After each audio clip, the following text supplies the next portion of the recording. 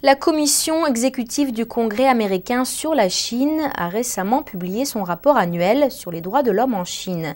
Le document fournit une analyse détaillée et approfondie sur la façon dont le Parti communiste chinois assassine secrètement et systématiquement un bon nombre de sa propre population. Le 10 octobre, la commission exécutive du Congrès américain sur la Chine, ou le CECC, a publié son rapport annuel 2012 sur les développements en matière des droits de l'homme et de primauté du droit en Chine. Le rapport mentionnait une nouvelle découverte qui est, en raison d'une variété de facteurs internes, de nombreux Chinois commencent à exiger des dirigeants du parti leurs droits humains fondamentaux. Cependant, le Parti communiste chinois s'en tient toujours à sa politique de maintien de la stabilité. Il ne cherche pas la réforme politique en dépit d'une année fertile en événements. Le rapport mentionnait aussi la montée des médias sociaux et des utilisateurs du microblog en Chine qui ont certains effets positifs dans la promotion de la démocratie en Chine. Toutefois, le PCC continue à réprimer les médias et à renforcer la censure d'Internet.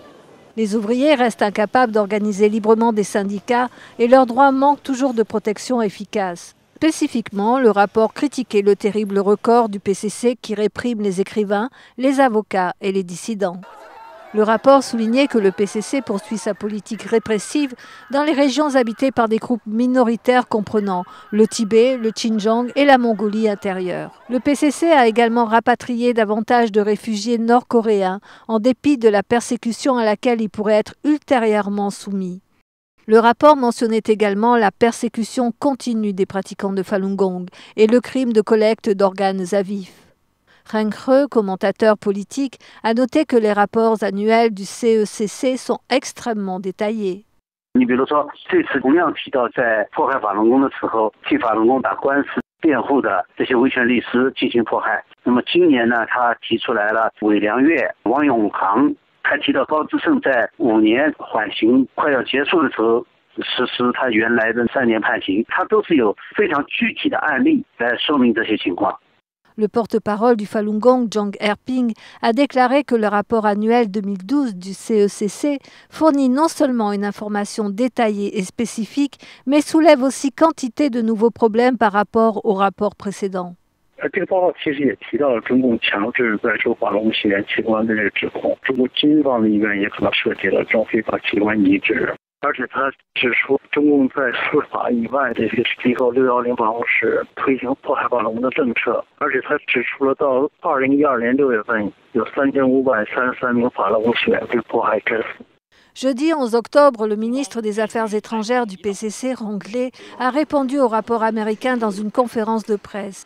Il a déclaré « Nous souhaitons que le CECC abandonne son préjudice à l'encontre de la Chine et cesse de publier des rapports similaires qui attaquent la Chine sans raison, intervenant dans les affaires internes de la Chine et endommageant les relations Chine-États-Unis. » Ren He a fait remarquer que le PCC ne pouvait pas nier la persécution de divers groupes religieux mentionnés dans le rapport qui fournit quantité de sources différentes et solides pour vérifier l'information. Par exemple, le rapport donne des statistiques complètes des incidents d'auto-immolation des Tibétains venant de témoignages de témoins multiples et d'informations officielles des autorités du PCC.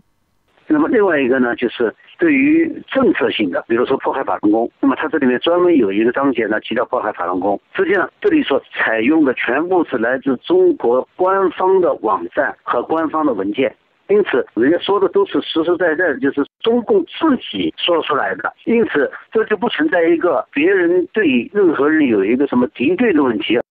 Zhang Erping pense que l'autorité du rapport du CECC peut aider à donner une plus grande exposition internationale aux crimes de persécution du Falun Gong par le PCC et en conséquence les dissuader de commettre davantage d'atrocités.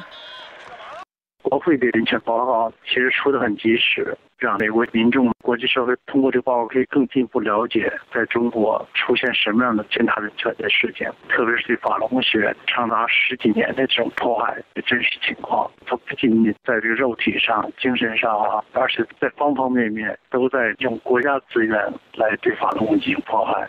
Ren He a conclu que le rapport détaillé du CECC devrait aider les hommes politiques occidentaux à réaliser qu'ils ne devraient pas donner la priorité aux intérêts économiques dans leur politique sur la Chine.